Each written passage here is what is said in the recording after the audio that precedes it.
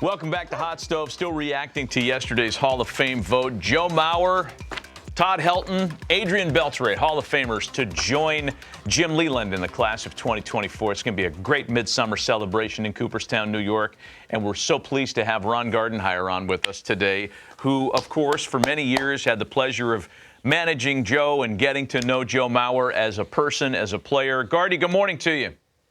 Good morning. How are we doing, guys? We're great. I would imagine you are not at all surprised and thrilled as anybody that Joe Mauer was named as a Hall of Famer last night. Yeah, it's a big moment for this organization and for his family. Deserved, of it. It was just a pleasure. I mean, you manage a lot of different guys, and he was the easiest one you had to manage. This guy could play, and he was a team leader, the whole package. So he's rightfully so where he's going to be, Hall of Fame. Hey, can you take us back, Gardy, to when he's coming through the minor leagues? I'm sure Terry Ryan was like, hey, we got a guy coming. Just take us behind the scene a little bit of Joe Mauer's rise to the big leagues. Yeah, just like everybody else developed, go through, but he didn't last long in the minor leagues. He got through it pretty quick. I think everybody saw that, how soft his hands were behind the plate. And at the plate when he was hitting, we all knew that this guy was going to be in the big leagues real soon. And as a manager, I thought he could have managed right out of high school. I mean, he could have played. He just had it. I mean, he had the it factor, and it was fun to watch him grow up. Well, the development always happens. I know you fight for those guys, right? I want him up here now. So was there a big pushback at all because they wanted to get him a little seasoning? Yeah, well. Oh, boy. You know those arguments that you have, like Terry Ryan. He's one of the guys who's going to take our time and do it right. And I'm like, if you do it too long, I'm going to get fired. So let's get the guy to the big league. Hey, you know what I'm curious about, Gardy, is Joe played some first base before you moved him over there kind of full-time, more or less, in 2013. So your last couple years managing, Joe was your first baseman when he wasn't DHing. What were those discussions like when you decided to get him out from behind the plate? How accepting was Joe of that initially? And take us back to that time. Yeah, Joe wanted to catch, but it was that time, with his legs. He's a big guy and squatting like that and all those things. And you want to extend his career a little bit and, not let him get hurt too much more. So, he was receptive to it. And, he was a gold glove type guy at first base when we put him over there. So, you just knew that he could do whatever he wanted to. And, he loved catching. That was his favorite thing to do. But we also wanted to have him, a little bit longer out on the field with that bat and all that stuff. And he was receptive to that, too.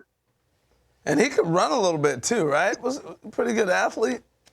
Oh, absolutely. Yeah, he could. When he needed to get going, he could fly. He could really run. And like I said, his knowledge was so good. His instincts on the base pass were unbelievable. So, all that time behind the plate took its toll on him a little bit, but he's still moving pretty doggone good right now. Would there have been more years at catcher without the turf of the Metrodome, or was what happened with him just a part of a guy reaching his 30s and maturing as a body? Yeah, probably a little both. The AstroTurf, we all knew how hard that surface was, and it was a good place to be with the weather up here in Minnesota there for a long time. But once this guy did it all. I mean, he took collisions, he did everything. I mean, played every day pretty much. He didn't like days off.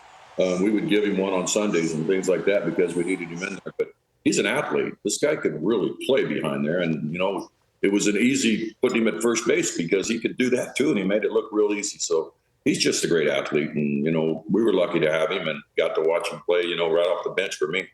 Last thing on Joe, then I want to go to Jim Leland a little bit, but I'm thinking pitchers meetings and all that. Back in that time, there wasn't all the metrics and everything else. He's probably running pitching meetings and talking about opponents and had big input. What was he like from that standpoint? Oh yeah, every starter before going out, Joe would sit down with them and have a meeting with them and talk about how to handle each guy. They'd go through the lineup, and it was fun to listen to. I'd do it every once in a while, get out there and listen to Joe going over it, and the pitcher's input meant something to him also. So he handled it. I mean, and that's just who he was, and you know what? He was all baseball when he got behind the plate, and then also when he went to first base, he was all baseball and really understood the game. Hey, I brought up Jim Leland, and I know you're not from his tree, but you could very easily be. With that knowing players, personality, being around guys, and being a manager that stayed on guys, but yet you were approachable. So when you watched Jim Leland compete against him, I'm sure you had conversations with him. What were your thoughts when you heard about him going to the Cooperstown? And tell us a little bit about when you watched him, his style managing.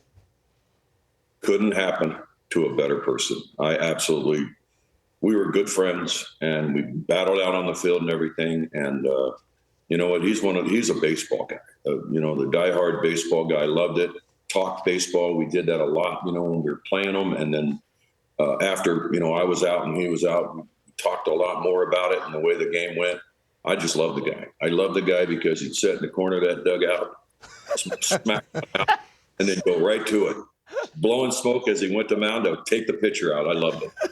We love that too. Hey, I would imagine. I mean, it's such a good time to be a Twins fan right now. The team is competitive. I was in the ballpark for the clincher last year.